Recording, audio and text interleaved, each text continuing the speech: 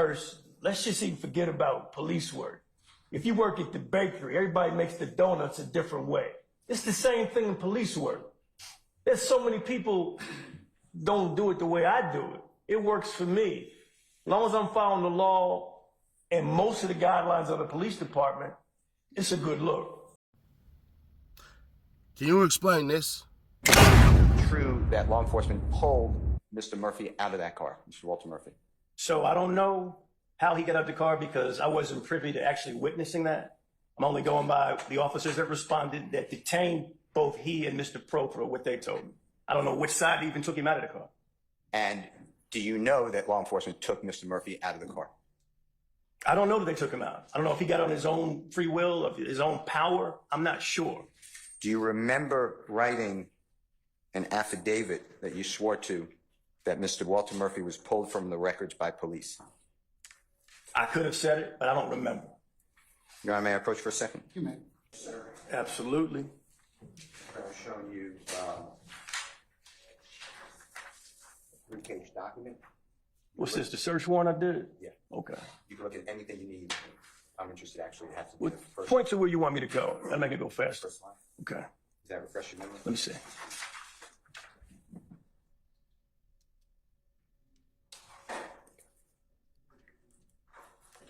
Okay. I wrote pull. Thank you. I'll concede to that, but I'm writing a warrant to a judge trying to get the permission to get inside that car legally. I'm sorry. I was, Yeah, so what I said was, I used the word pulled. When you're taking somebody out of a car, pulled. They probably did, but I wasn't there. So I added that to give the judge that's going to sign that warrant a picture of what was going on, which would legally allow me to get inside that car if he felt so, if he felt that I had that in fact, that right or that permission. and a warrant, just jurors may not know how to get a warrant. That's on oath, right? Same oath that you take today. It's oath. It's what you believe at the time, yes. Okay. Detective Quinn, Mr. Williams, number 155 on your screen. Do you see that? I do. All right.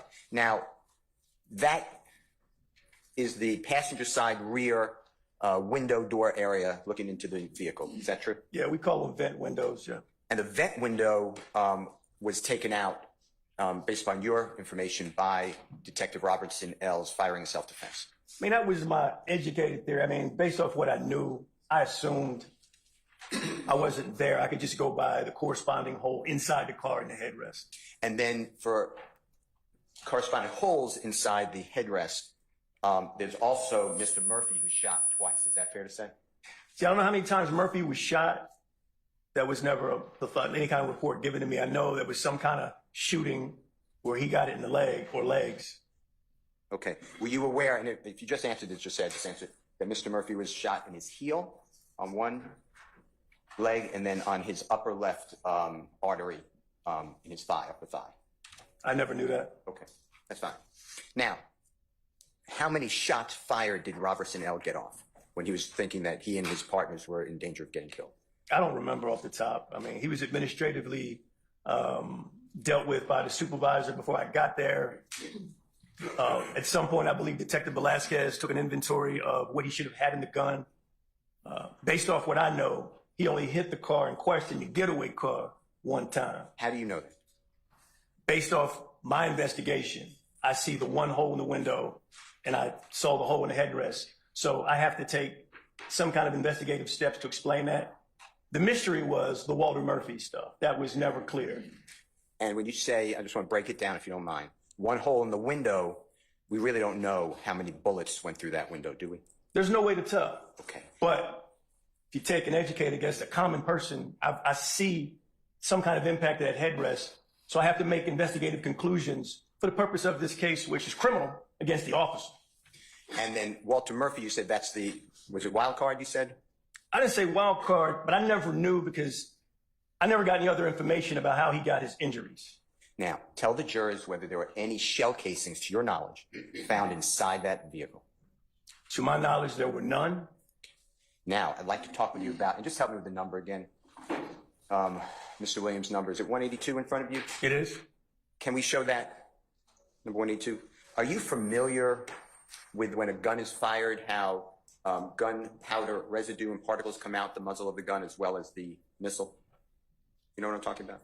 I know what you're talking about. Okay.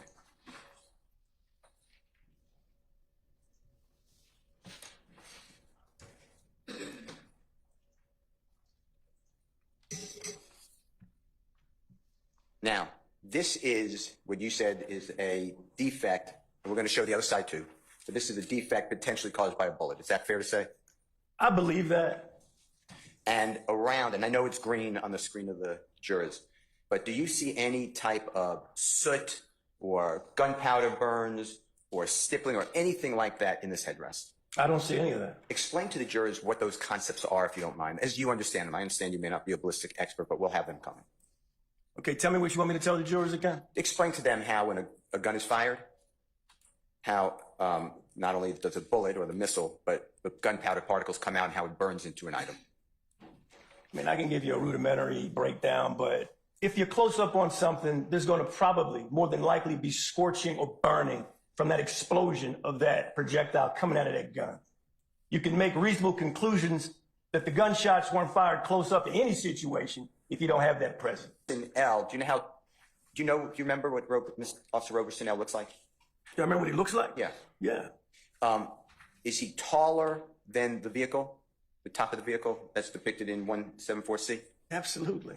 And if he's shooting a weapon from outside the car into the car in a downward angle, would that be consistent with him standing near the car, shooting into the car? Objection, speculation. I stand objection. Now, looking at 174C, which is on your screen, did you ever put, I know there's blood there, but in proper protective gear, did you ever put a person who is slim, 6'3" tall in that back seat and then do the rod to see whether it would strike the person sitting in the back seat? I did not. You told the jury earlier that you would surprise, it may not be the exact quote, I'll get you the quote. You were surprised that if somebody's sitting in that rear passenger seat, they didn't get shot. You remember that? I may have said that. And you also said that it would, if you were asked by the Honorable District Attorney Hilton, whether you can fit yourself, I think you said you're 6'1", is that right? Absolutely, tell me.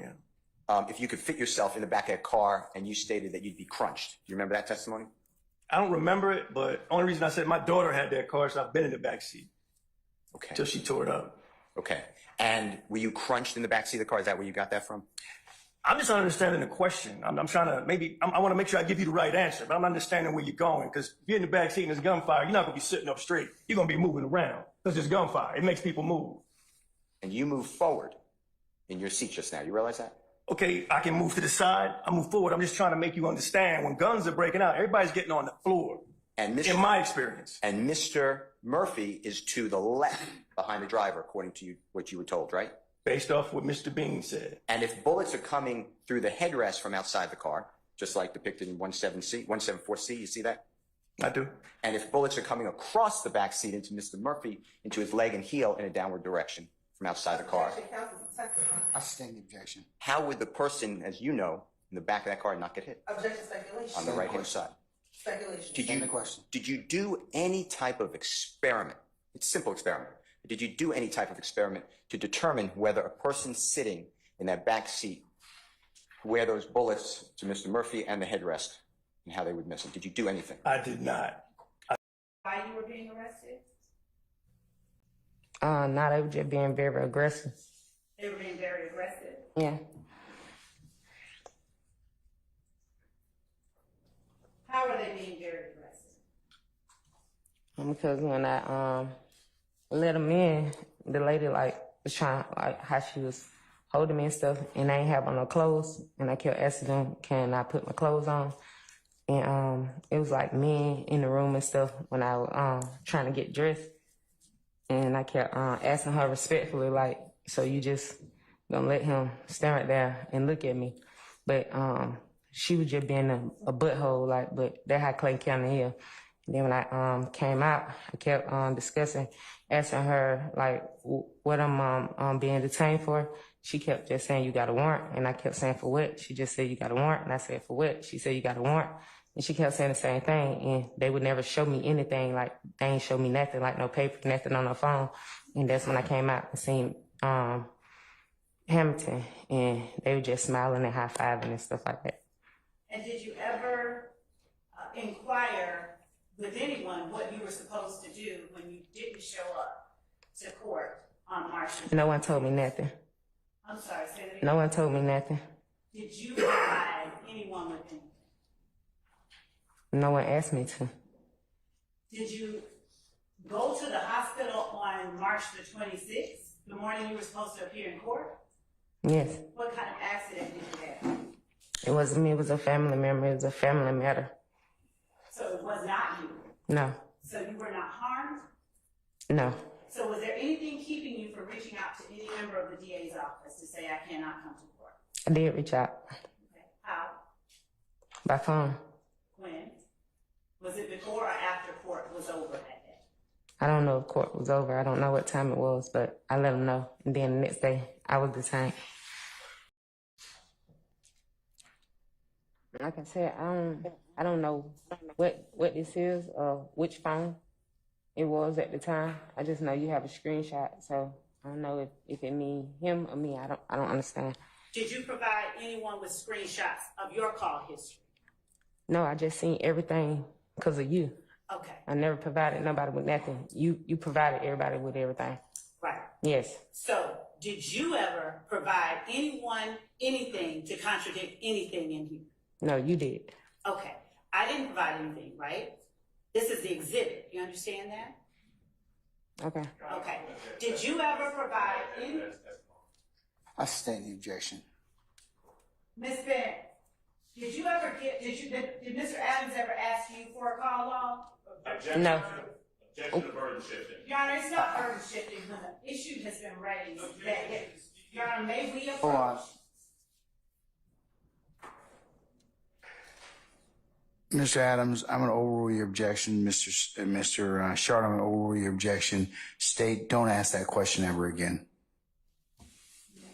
I'm going to sustain the objection on other grounds. It's been asked and answered. Let's move on, Ms. Sloan.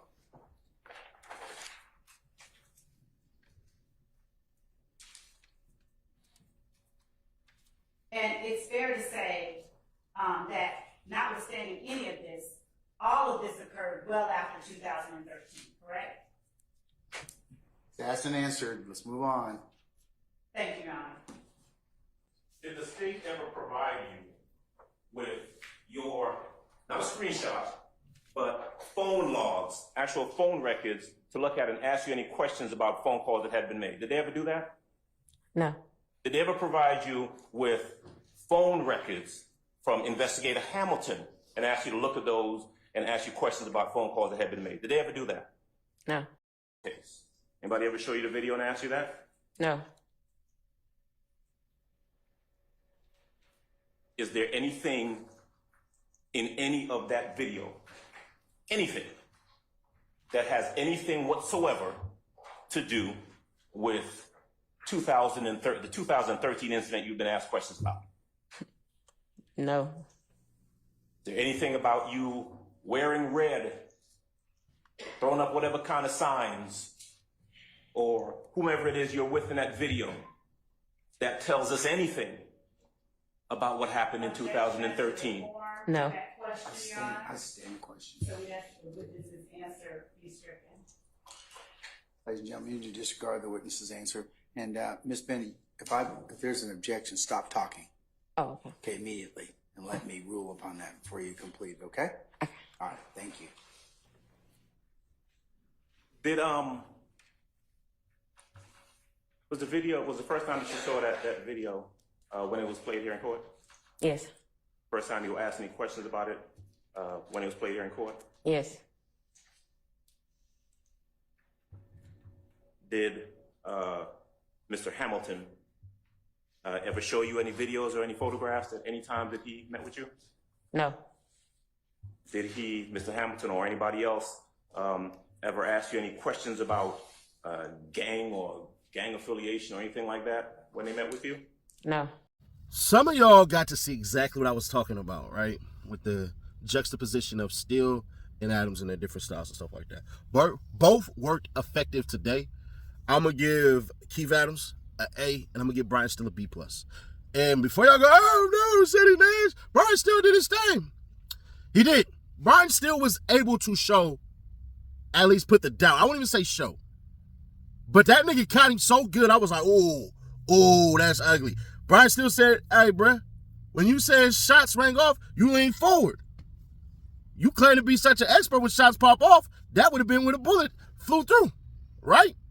So what Brian Steele was able to do was show that the bullet that hit Prethro, or 6'8", I'm gonna call Cuz 6'8", was actually from the police officer, that the police officer shot dude, and that's why he was on the phone saying, damn, nigga almost got shot in the head.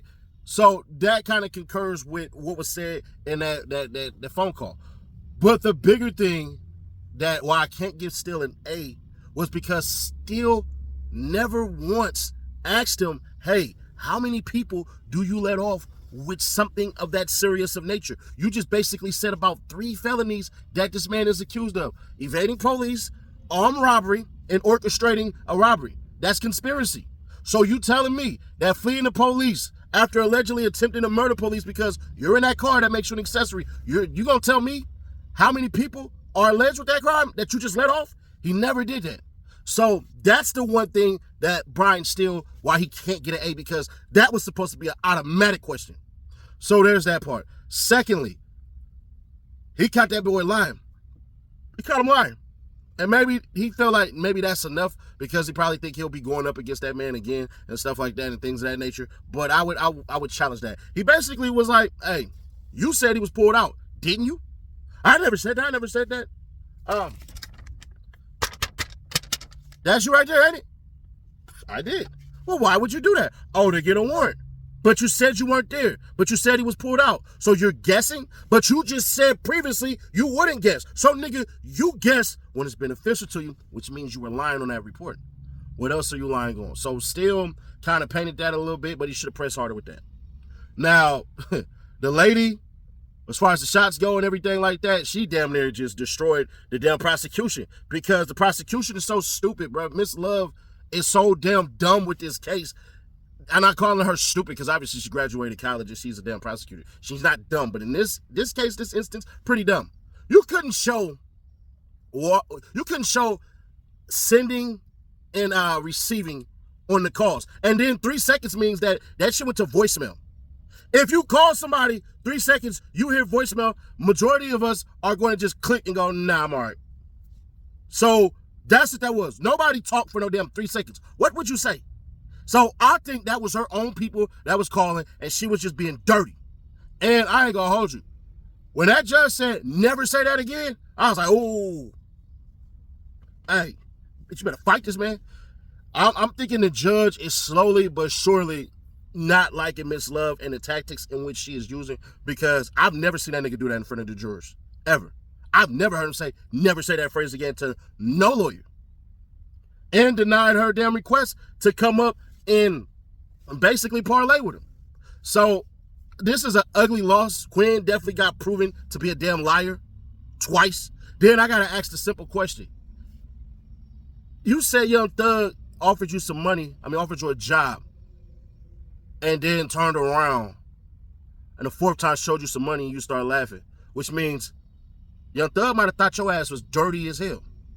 That's the only conclusion that I could draw. I don't know if the jury would draw that conclusion, but if I'm them, I'm thinking this man just warned me of a crime that he said he got me in, told me he's not going to prosecute me, then told me I'm about to blow up with the music, stay the F off of Cleveland. But I'm not taking that in my head like he said, nigga, this is my turf, stay from up over there. He says stay the F from off of there like a father figure or a dirty cop who might, want a little bit. Stay the F off Cleveland? Word? And then I see you, and then you take my sister number. She said it didn't happen. I don't know. I don't know. And then we start laughing when I start pointing at this money. Why would I offer you a job unless I thought you could fit for it? So you said you went and you did your research on him. But I ain't gonna hold you. Quinn looked bad. To me, Quinn looked bad because you literally sat up there and talked about how much of an expert you are and all this stuff and how your daughter had that damn car, but you would be crimped. You said niggas a hunch forward, but you would have to hunch to the left. And if you would have hunched to the left, how would you even know that? Now, he could have said, if he was smart, when glass is shattered, the first thing you're going to do is cover yourself. That would have made sense. But see, not as smart as he thinks. Some of these cats are so goddamn smart, it's stupid. If I was up there, if I'm Detective Quinn, that's the first thing I'm thinking. Because Detective Quinn is getting confused by Brian Steele's delivery. Brian Steele's delivery is so nice. A nigga hit on him and stuff, said he was handsome and stuff like that. Winked at him. blew a kiss at him and stuff like that, was extra friendly with him, gave him a water, took it off his, I'm joking on the last parts. But yeah, Brian Steele literally was a silent assassin in that. But like I said, he can't get an A. He has to get a B+. Keith Adams definitely gets a damn A because Keith just bam, bam, bam, knocked it out. He basically painted Miss Love as a damn narcissistic, truth-bending bride. So he basically was like, oh, you felt that she was offering these services not for the health of you, but for the benefit of herself, huh? She's like, basically, yeah. And then turned around and was like, she shifted her tone from friendly to fire, which means when she wasn't getting what she wanted, she turned all up. Niggas don't, nobody like to feel used. Nobody on earth likes to feel used. Even if you're in a dominatrix, you still have a code word. So, bro, I give Keith Adams that because he was able to point out, hey, you basically said that you're not coming to court, and if the judge can call you because basically you feel like you're being harassed, all right, cool. Then her basically saying that these officers pulled up to her house and seen her out of her clothes and watched her get dressed, grown men, yeah, you can't do that. You cannot do that. That's illegal. So, bro, just a W, another common W and another common L for the goddamn prosecution and another win for the defense, bro. This is getting pathetic. And if it keeps going like this, the judge had to step in twice and say asked and answered. Bro, I've never seen a judge damn near more pro-defense than I have today. He's turning on them because he don't believe what the hell they're saying. But be sure to keep your people aware, subscribe, turn on the bells to notify. Y'all let me know y'all thoughts on this. Did I get it right? Did I get it wrong? And did you watch that Glanville video as to why he would not have a mistrial? I'll pin it in the comments for you. It's some good stuff.